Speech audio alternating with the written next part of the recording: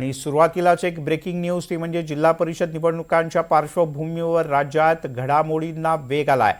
पुण्यात राष्ट्रवादी ॲक्शन मोडवर आली आहे। आमदार रोहित पवार हे अजित पवार यांच्या भेटीसाठी पोहोचले आहेत। या दोन्ही नेत्यांमध्ये महाराष्ट्रातल्या आगामी जिल्हा परिषद निवडणुकांच्या संदर्भात महत्त्वाची बैठक सुरू आहे।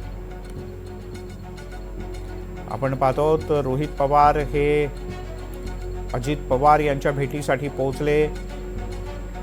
पुणे महानगरपालिका आणि पिंपरी चिंचवड महानगरपालिकेत अजित पवार आणि शरद पवार या दोघांच्याही राष्ट्रवादीनं युती केली होती। रेवती हिंगवे आपल्यासोबत जोडले गेलेत पुण्यातून। रेवती, केवळ या दोघांमध्ये चर्चा सुरू आहे का आणि काल परवा जी भेट झाली होती बंद दाराआड त्यातून ही चर्चा आता पुढे जाणार आहे का? नक्कीच, खरं तर सकाळपासून आपण बघतोय की पुण्यातील बारामती हॉस्टेल इथे जिल्हा परिषदेच्या निवडणुकीच्या अनुषंगाने सगळी हालचाल सुरू झालेली आहे। खरं तर पुणे महानगरपालिकेच्या निवडणुकीच्या वेळेस देखील उपमुख्यमंत्री आणि पुण्याचे पालकमंत्री अजित पवार हे इथेच सगळ्या बैठका घेत होते। सकाळी देखील दत्तात्रय भरणे जे कृषी मंत्री आहेत आणि त्यासोबतच रुपाली चाकणकर जे राज्य महिला आयोगाच्या अध्यक्ष आणि त्यासोबतच महिला अध्यक्ष आहेत त्यांच्यासोबत ही बैठक झाली। शहराध्यक्ष सुनील टिंगरे देखील इथे उपस्थित होते आणि त्यानंतर आता दुपारनंतर राष्ट्रवादी काँग्रेस शरद पवार गटाचे रोहित पवार जे आहेत ते देखील इथे दाखल झालेले त्यांच्यामध्ये आता बैठक पार पडते।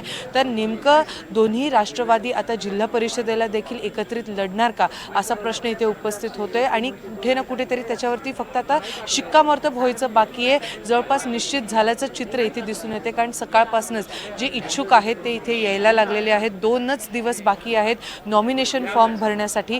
तर मग एकंदरीतच आता पुणे महानगरपालिकेमध्ये आपण बघितलं की राष्ट्रवादी काँग्रेसची एकंदरीत परिस्थिती बघता ही जी जिल्हा परिषदेच्या निवडणुका आहेत त्या अनुषंगाने बैठकांना सुरुवात झालेली आहे।